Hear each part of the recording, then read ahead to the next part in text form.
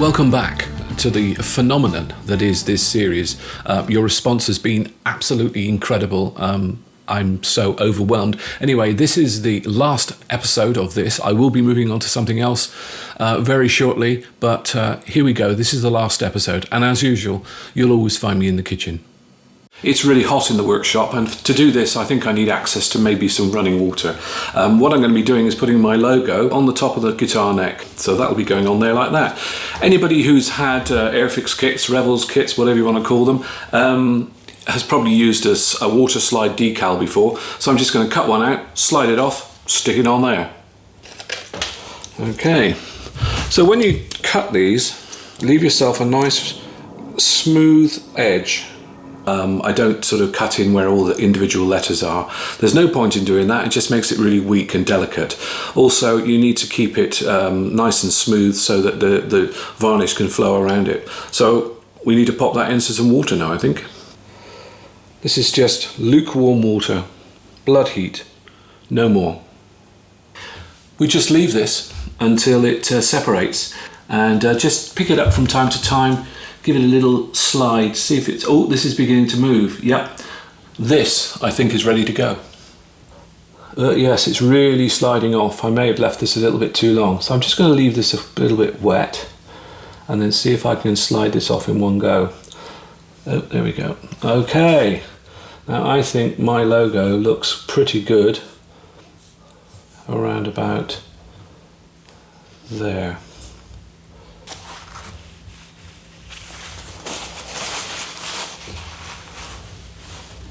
Yeah, I think I'm happy with that. So that's got to sit there for probably about 24 hours to go off, and then I'll probably give that 2 or 3 coats of clear and then sand it back very gently. If you put enough coats on, you can actually get that whole thing to sink away so you're not aware of the edges at all. But if you look at the vintage guitars, they didn't go that far. If you hold them at an angle, you can always see the decal. In fact, the decal used to quite often yellow as well and get cracked. I think this is probably about number 4. You don't want to soak it, you don't want it to get too thick and have it run. I think that will probably be the last one. Looking good.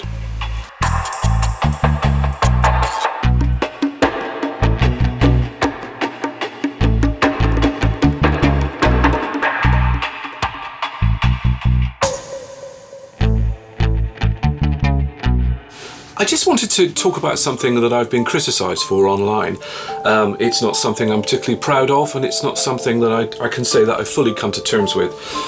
But I have to say, from time to time, and when it's absolutely necessary, I find that it's acceptable to sand across the grain.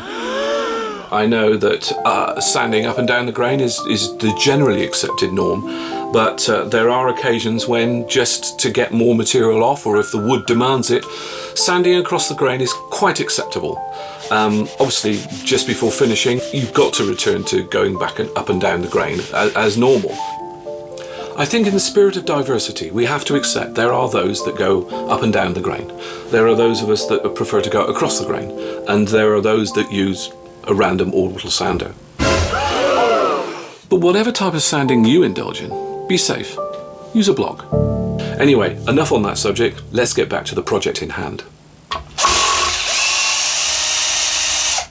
This has moved on since we last saw it. I've sanded it down with a bit of 1000 grit just to get it nice and soft. You can barely see the edges of the decal on there. Now, I don't like distressing necks very much because your hands are on them the whole time, so I'm going to be very careful to limit my damage to the headstock. I'm not going to be damaging the back of the neck or anything like that. So my plan with this is just to give it some light dinking and denting and possibly the odd scrape. I'm not going to go nuts, so I've got a thick screwdriver here which is quite heavy, and along the back of the neck here I'm just going to knock it a little bit, and towards the front I'm not going to smash up my logo. I'm just going to knock some bits here, hit it. This is maple so it can take it. Yeah, maybe here. Take my trusty toffee hammer, give it some nasty one. The ends always seem to get roughed up. Don't know what we do with guitars, I really don't. Yeah, that's enough. Yeah, now I've actually managed to chip a bit of the varnish off. So I'm not going to go crazy. Maybe a little bit down here towards the heel. I'm going to feel that forever. It's a funny thing. Yeah, just a few knocks.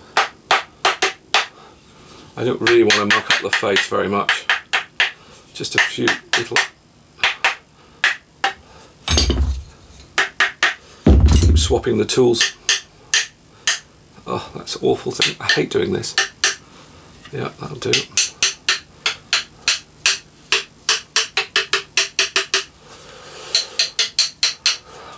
Not going to see that, no. That's going to be in the pocket, so not going to see that. Right, that'll do. I just can't bring myself to do any more. That'll do. I'm just going to put a little bit of my scratch remover here and hopefully get it into these dinks everywhere.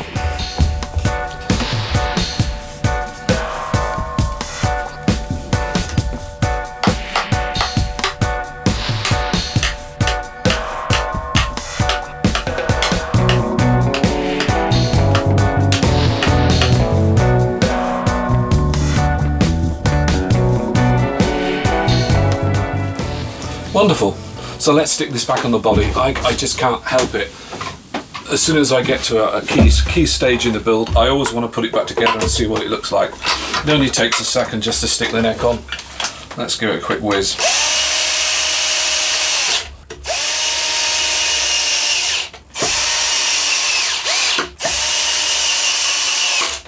There it is, back on the body. Now I think that looks pretty damn fine.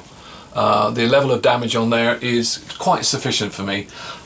Again, it's that whole thing about looking used, not abused. I think that's the important thing. So obviously there's a big glaring hole here, so probably our next step should be to do some wiring and get this thing finished.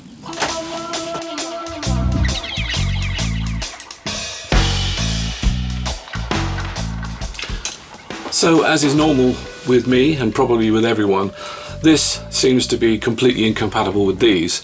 My potentiometers are one size. The hole in the control plate is too small, so out with the drill.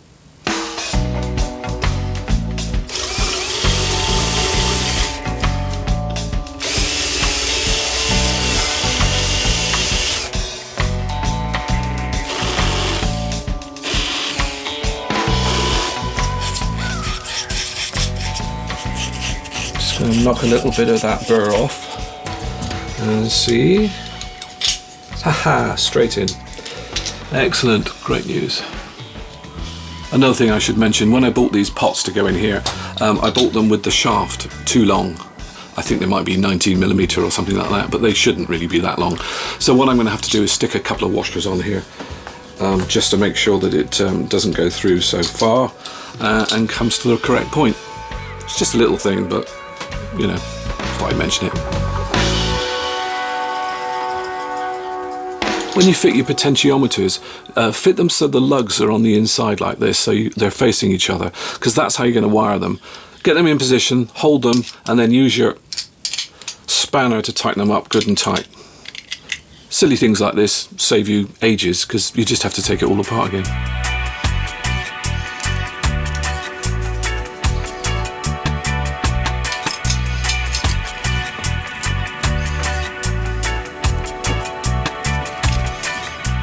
So that's all assembled, it's ready for wiring up. Unsurprisingly, I'm using the classic standard Telecaster wiring. Seymour Duncan have an incredible online resource where you can download wiring diagrams to any specification. Heat it up, feed the solder in, there we go, and here, this is going to be our major earth contact. You tin everything that you're going to stick together. You can't just push the bits of wire together, stick some solder on, heat them up. You'll just end up with a bad connection and a bobby joint. So the best thing to do, everything you're going to connect, even if it's a tiny little wire like this, you want to heat this up and add a little bit of solder to it and silver it up, just what we call tin it. You tin it up and then it'll just join instantly when you apply heat to it.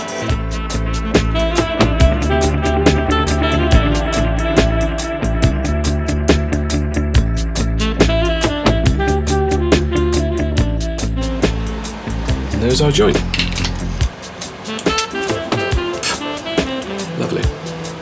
I'm not a great believer in mods. I'm not a great believer in putting 5-position switches in vintage style instruments. But what I do like is this one simple mod. It's called a tone bleed circuit.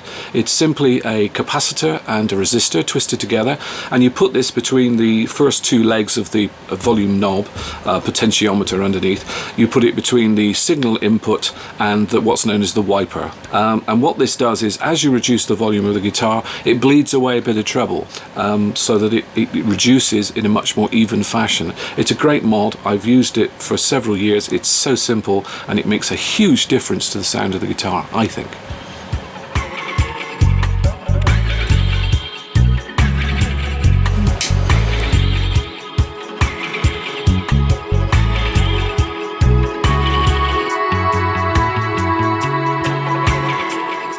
On a Telecaster 3-position switch, this is a nice sort of vintage style chunky one.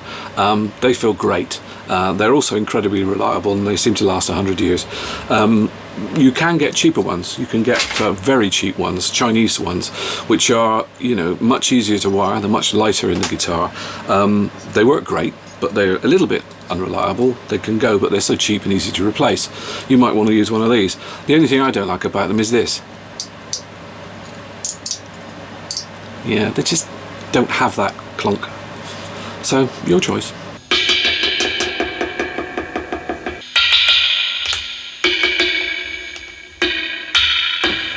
So here we are, finally, a guitar that works. It was far more difficult than it should have been. For some reason the pins on the selector switch were in the wrong place. There is a sort of a standard, but you know, they're not really standards. This is a Japanese or a Chinese switch, but a good quality one.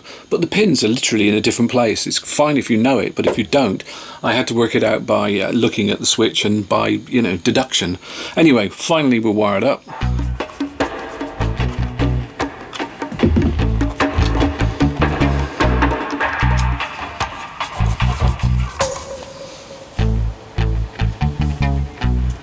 With the nut finally in, I think we can now say we have a complete operational Telecaster with the glaring omission of some strings.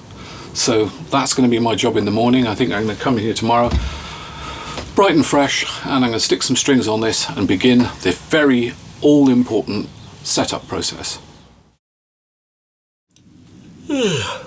Another day back in the workshop. Our final job today. Put strings on, set this guitar up, and get playing it. Absolutely essential first step, clear your bench. I'll just move these Les Paul Jr. Templates out of the way. I'm using one of these blocks. You can get these everywhere. These rocker blocks are fantastic. They've got 2 cork bits on and they hold the neck beautifully, and they are self-adjusting because they rock. You can also go across them like that. I just think they're wonderful. What you can also use, of course, is your supervise if you've got one of these. I know some of you have bought these on my recommendation, and I really hope you're enjoying them. I honestly don't know how I exist without it. I can't advocate them more highly. Anyway, let's get on and put some strings on this.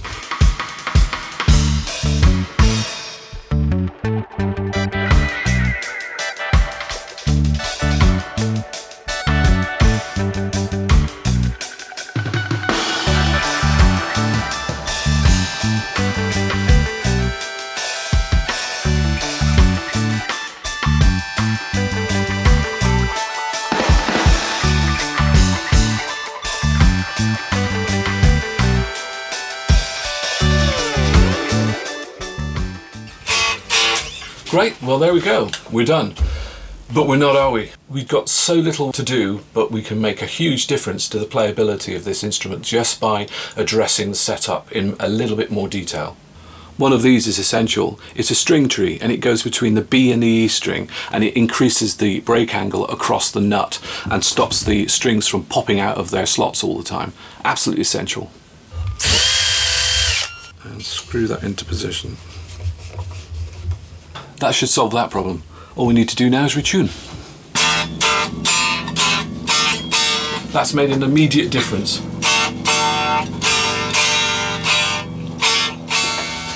Okay, saddle height. These saddles should be in a curve. They should actually follow the radius of the neck. So if you've got a 10-inch radius on your neck, like this one, that's what you want. You want a 10-inch radius here, or as near as, damn it. If you tap them, you can feel and you can see how far away from the fretboard they are. As a rule of thumb, if you look at the bridge, you should see a similar radius, a similar curve on the way that the heights of the individual saddles are set. So I'm just going to raise the A saddle up a bit, because I think it's a tad low, and the bottom E needs to be a little bit lower. It's a little bit high. I can see already it's setting a curve, and yeah, as I look at the bridge now, I can see the saddles are forming the same sort of radius as the neck. So with the bridge set up roughly the way we want it to be, looking good, we can move on to the nut slots. We need to cut those to the correct depth.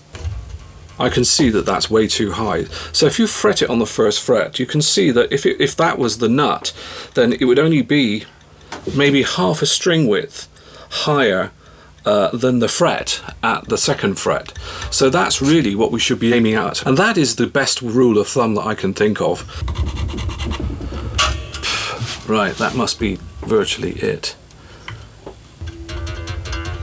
Now I can easily fret that. I think it's still a little high, but I'll come back to that, I think.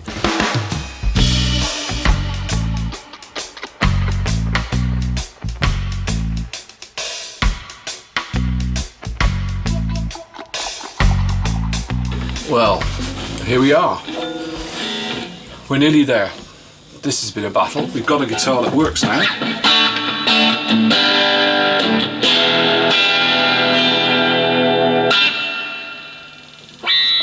Just a few more things to do. Intonation. Intonation is something that people find a little bit complicated and difficult to set up.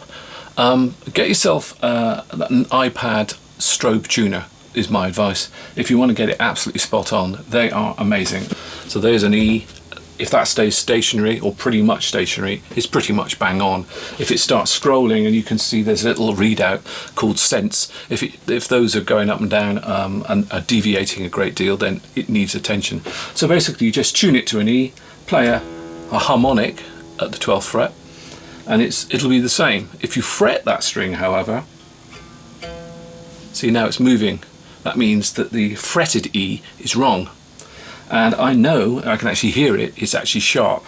So what we need to do to cure the sharpness is to make the string longer. And to make the string longer, we just move the saddle backwards, which will make the string longer. And that is really it for intonation. It's so sensitive that when I touch the guitar, it changes the tuning. So you've got to be careful, getting it flat and stable. This is not actually ideal. Ideal is flat. But when I pluck it, it's barely moving. And when I fret it, it's moving about the same. So we know that it's in tone correctly. And that's it. Just work your way across the strings and get yourself a strobe tuner.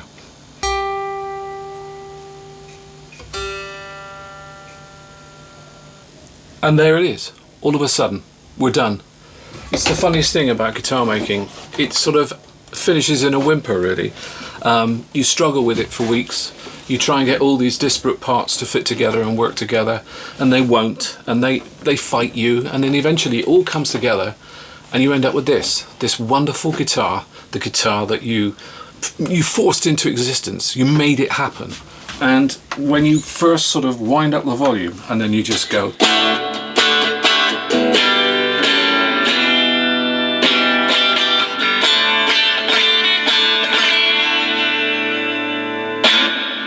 it's been an absolute pleasure building this along with you guys. Having you all along for the ride with your comments and your suggestions and also your subscriptions has made this all worthwhile. I will be going on to another project very shortly, but until then, be safe, take care, and keep building.